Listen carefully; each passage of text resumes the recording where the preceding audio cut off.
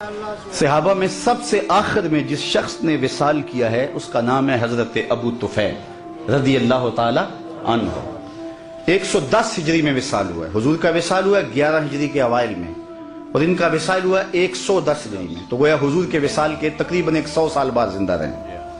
آخری وقت ہے ان کا، آخری سال جو تھا ان کا، حج کا موسم تھا، تو وہ وہاں آگے ہجوم میں اور ایک اونچے ٹیلے پہ کھڑے ہو گئے اور لوگوں کو اپنی جانب متوجہ کر کے کہا کہ لوگوں آؤ، اس وقت روئے زمین پہ میرے علاوہ کوئی نہیں جس نے رسول اللہ کو دیکھا ہو، صرف میری آنکھوں نے حضور کا دیدار کیا۔ اللہ اکبر! پھر لوگوں کا کیا پیار ہوا ہوگا۔ یہ کل میں نکلا سڑک پہ تو یہاں ساروکی سے لے کر غازی علم الدین کے مزار تک لوگ گاڑی سے چمٹتے تھے اور گاڑی کو ہاتھ لگا لگا کے چومتے تھے، اور میں اندر سے کہتا تھا تو بہت چھوٹا شخص ہے، تیری تو اوقات ہی کچھ نہیں ہے۔ تو میں کہتا یہ کیوں مجھ سے پیار کرتے ہیں؟ اس لیے کہ میرے لبوں پہ نام محمد کا وظیفہ ہے۔ یار 14 صدیوں کے فاصلے پہ میرے جیسا نکما شخص بھی حضور کا نام لے تو لوگ گاڑی سے لپٹیں، تو یار مجھے بتاؤ جس نے خود حضور کو دیکھا ہوگا تو کتنے ناز سے کہا لوگوں آؤ، اس وقت روئے زمین پہ میرے علاوہ کوئی نہیں جس نے حضور کو دیکھا ہوگا۔ اقبال نے کہا تھا نا کہ نسیم تشنا ہی نہیں اقبال کچھ اس پہ نازاں، فخر ہم کو بھی ہے شاگردی داغ سخنداں کا۔ جس نے داغ دہلوی کو دیکھا وہ ناز کرتا۔ ہمارے استاد ہوتے تھے محمد علی حاشر، وہ بڑے کمال درجے کے کاتب تھے اور فارسی کے اچھے شاعر تھے، تو وہ کبھی بات کرتے تو کہتے کہ میں اقبال کی مجلسوں میں بیٹھتا رہا ہوں، مولانا ظفر علی خان اس زمانے میں ذمہ دار اخبار نکالتے تھے، تو اس کی شاہ سرخیاں وہ لکھتے تھے، کوئی زمانہ لکھتے رہے، تو وہ کہتے تھے میں مولانا ظفر علی خان کا ساتھی رہا ہوں۔ تو جو مولانا ظفر علی خان کا ساتھی رہے وہ تو ناز کرے، جس نے اقبال کی مجلس میں چند لمحوں کے لیے بیٹھنے کی سعادت پائی ہو وہ تو فخر کرے، جس نے داغ دہلوی کو دیکھا ہو وہ تو ناز کرے، اور جس کی آنکھوں نے جمال محمد عربی کو دیکھا ہو وہ اپنے مقدر پہ کیوں ناز نہ کرے، وہ فخر کیوں نہ کرے۔ کہا لوگوں آؤ، اس وقت کوئی کائنات میں دوسرا نہیں ہے جس نے حضور کو دیکھا ہو، سب سے آخری شخص میں ہوں جس نے حضور علیہ السلام کا دیدار کیا۔ تو لوگ جمع ہو گئے، ہجوم بن گیا۔ میں توجہ تھوڑی دیر کے لیے چاہوں گا، یہ سارے انتظام بعد میں ہو جائیں گے، اس لیے کہ تذکرہ چھڑا ہے حضور کے حسن کا، اور حسن ایسا ہے، پہلے اس پر انہماک کی ایک بات سن لیں۔ یار چہرہ حضور کا تو چہرہ رہا نا۔ ایک صحابی ہیں حضرت میمونہ بنت کردم رضی اللہ تعالیٰ عنہ، کہتے ہیں مجھے شوق تھا میں کہ حضور کو دیکھوں، تو ایک دن میں اپنے باپ کے ساتھ حضور کو دیکھنے گئی، اور یہ حجۃ الوداع کا موقع تھا، حضور اونٹنے کے اوپر بیٹھے ہوئے تھے۔ میرے باپ نے حضور سے کوئی بات کی، لیکن حضور کے جلال کی چمک اتنی تھی، جمال کی، کہ میری ہمت نہ پڑی کہ میں حضور کا چہرہ دیکھ سکوں۔ تو کہتی لوگوں میں نے حضور کا چہرہ تو نہیں دیکھا، لیکن میں نے حضور کے پاؤں دیکھے ہیں۔ اور پھر فرماتی ہیں ما نسیت فیما نسیت طول اصبعہ، کہتے ہیں حضور کے مبارک پاؤں کی جو انگلیاں ہیں ان میں جو انگوٹھے کے ساتھ والی انگلی ہے، فرماتی ہیں آج تک میں اس کی لمبائی کے حسن کو نہیں بھول سکتی۔ یار جس کے پاؤں کی انگلی کا حسن محب کر دیتا ہے اور ساری زندگی نشہ ہی نہیں اترتا، اس کے چہرے کے جمال کی کیفیت کیا ہوگی۔ ایک شاعر نے کہا قدموں پہ جبیں کو رہنے دو، قدموں پہ جبیں کو رہنے دو، چہرے کا تصور مشکل ہے۔ قدموں پہ جبیں کو رہنے دو، چہرے کا تصور مشکل ہے، جب چاند سے بڑھ کر ایڑی ہے رخسار کا عالم کیا ہوگا۔ حضرت ابو طفیل نے کہا لوگوں سنو، اس وقت روئے زمین پہ میرے علاوہ کوئی نہیں جس نے حضور کو دیکھا ہو۔ لوگ ہجوم کر کے جمع ہوئے، حج کا موسم تھا، حج کے مسائل پوچھے ہوں گے۔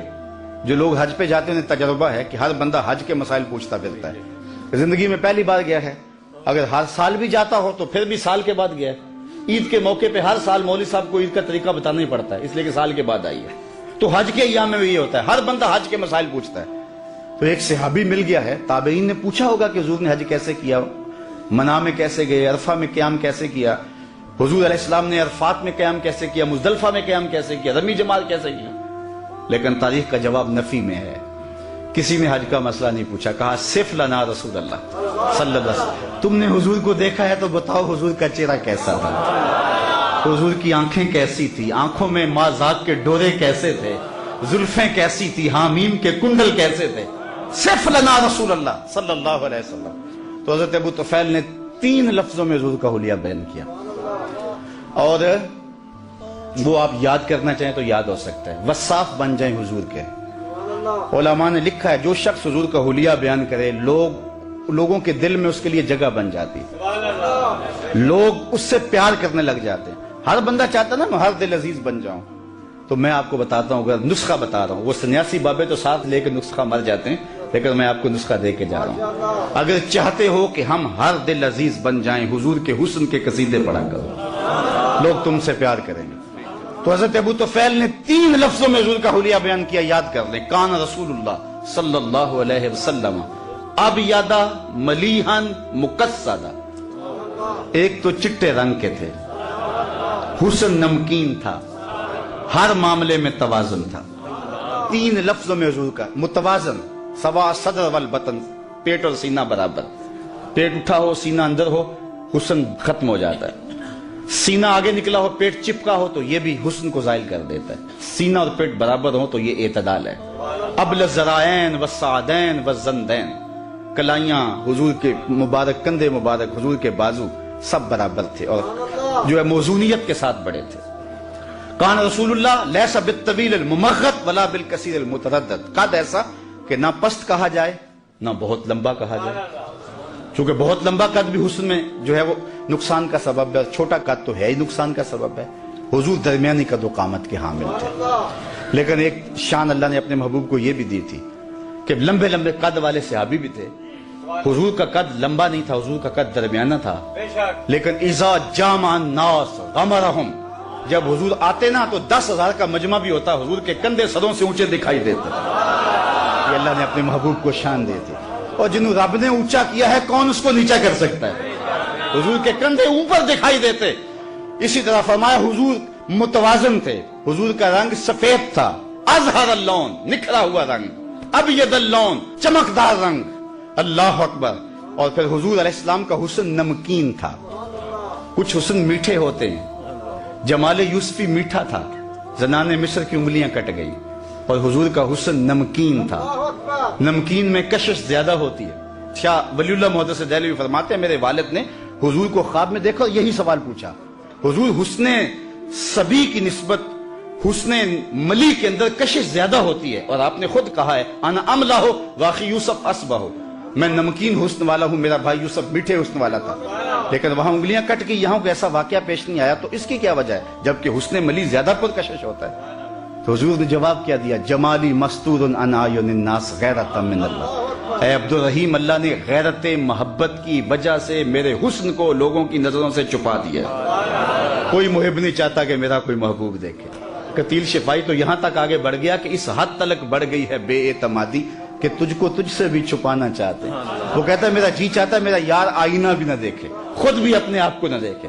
तो कहा मेरा हुस्न लोगों की नजरों से छुपा के रखा गया है। छुपे हुए हुस्न का आलम है कि हसन बिन साबित कहते हैं फलम्मा नजर तो इला अनवारिही फवदा तो कफ़ी अला ऐनी खौफा मिन ज़िहाब बसरी, जब मैं हुजूर के जमाल को देखता तो आंखों पे उंगलियां रख के उंगलियों की ओर से देखता कि हुजूर के जलवों की चमक से मेरी आंखों की बिनाई न जाती रही। ये कौन कह रहे हैं, हजरत हसन। और हजरत हसन कौन है, शायर। और आप जानते हैं शायर हुस्न देखने में बड़ा दलेर होता है, और हुस्न भी छुपा हुआ, देखने वाला भी शायर, और फिर भी आंखों पे उंगलियां रख के देखे। अगर ये हुस्न बेनकाब होता तो क्या होता, वो अगर जलवा करे तो कौन तमाशाई। यही बेहतर है कि वो पर्दे में रूह पोश रहे, वो अगर पर्दा उठा दे तो किसे होश रखे। हुस्न यूसुफ पे कटी मिस्र में अंगुश्ते जना, सर कटाते हैं तेरे नाम पे मर्दाने अरब। एक तरफ हुस्न है, ये तजाद का शेर है, सनाते तजाद का। और मैं अहले अदब में ये बात की है, आम मजमे में बात करना और बात है, अहले सुखन में बात करना और बात है। मैंने अहले सुखन के सामने कहा है कि मैंने वली दकनी से लेके गालिब इकबाल तक तकरीबन शोरा को चलो पढ़ा नहीं तो चखा जरूर है। मैंने पूरे उर्दू अदब के जखीरे में उर्दू में तजाद का ऐसा दूसरा शेर नहीं देखा। तजाद ये होता है कि शायर एक मिसरे में एक लफ्ज लाता है, दूसरे मिसरे में उसकी जिद लाता है।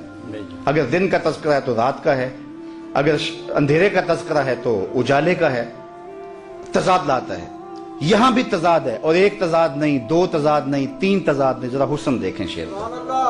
حسن یوسف پہ کٹی مصر میں انگشت زنا. 6 چیزیں ہیں. سر کٹاتے ہیں تیرے نام پہ مردان عرب. ایک طرف حسن ہے، دوسری طرف صرف نام ہے. وہ حسن حضرت یوسف کا اور یہ نام میرے حضور کا، اور ادھر عورتیں اور ادھر مرد. وہ عورتیں بھی مصر کی، یہ مرد بھی عرب کے. ادھر انگلیاں ادھر سر، اور پھر آگے بڑھیں. ادھر کٹیں ماضی کی بات ہے، کٹاتے ہیں تسلسل جاری ہے. اور ادھر کٹی اہل علم کے لیے لازم ہے. کٹی ارادہ نہیں تھا، بے اختیاری میں کٹ گئی. ادھر کٹاتے ہیں قصد پایا جاتا ہے. سخن شاعری شہر یار اپنی جگہ، نعت کہنے کو احمد رضا چاہیے. حسن یوسف پہ کٹی مصر میں انگشت زنا، سر کٹاتے ہیں تیرے نام پہ مردان عرب. وآخر دعوانا ان الحمدللہ.